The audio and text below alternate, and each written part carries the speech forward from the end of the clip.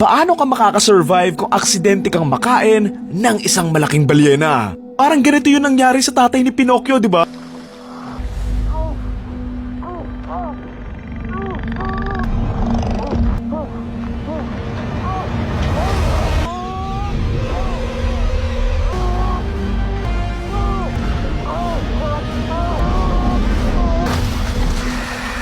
Matapos ngang mabawian ng buhay ang tatay niya sa gitna ng dagat, dito na nga hahanapin ng isang lalaki yung katawan ng tatay niya. Nagpunta nga siya doon sa dagat para maghanap, pero ayun lang, iba nga yung makakahanap sa kanya. Dahil habang nag-iikot nga siya doon sa ilalim ng dagat, dito na nga siya aksidenteng makakain ng isang malaking balyena at matatrap sa loob ng katawan nito. Dito na nga niya gagawin ang lahat para makasurvive, and bago nga maubos yung oxygen niya, kung saan gagamitin nga niya yung mga natutunan niya doon sa tatay niya para makaligtas siya.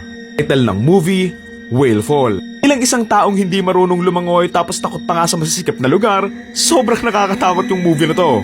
Atong pinagsamang 127 hours tsaka 47 meters daw eh. Ang pangdagdag ka ba pa para sa movie na to, meron lang siyang isang oras para makasurvive bago siya tuluyang maubusan nga ng oxygen. Ano yung nakakatuwa sa mga ganitong movies na yung mga kalaban nila mga hayop?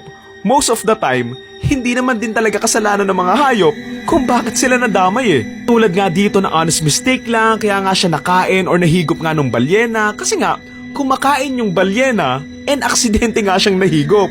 And since may kagat-kagat ng octopus yung balyena, ito na nga yung kakapit doon sa lalaki na magiging dahilan kung bakit siya lalong mahihigop papasok sa tiyan nga ng balyena. Tik isipin mo, matrap ka sa isang lugar na may octopus sa ilalim pa ng dagat? Hindi ba nakakatakot yun? Bilang walang alam sa mga balyena, napapaisip tuloy ako, paano makakaligtas yung lalaki dito? Ano yun? May puwet ba yung balyena na pwede niyang gapangin padaan, ganon? Siya ba siya doon sa butas ng balyena kung saan sila humihinga, ganon, parang sa cartoon?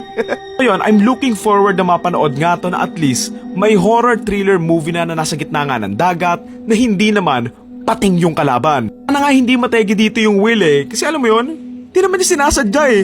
Kawawa naman yung balyena. Lastly, basically ang magiging core nga ng movie na to ay tungkol nga sa relationship ng isang magtatay at kung paano nga yung mga natutunan niya doon sa tatay niya, ito yung magliligtas sa kanya na siguro mas magpapagrow sa kanya bilang isang tao. So again, ang title ng movie ay Whale Fall and ipapalabas na nga ito sa ibang bansa on October 16. I'm not sure if ganong date din ba ito ipapalabas sa Pilipinas, pero yon, abangan na lang natin. Papansin ko nga, ang daming shark movies recently, no? Meron yung sa eroplano, meron yung sa... basta ang dami!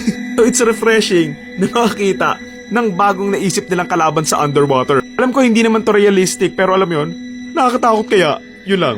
Thank you.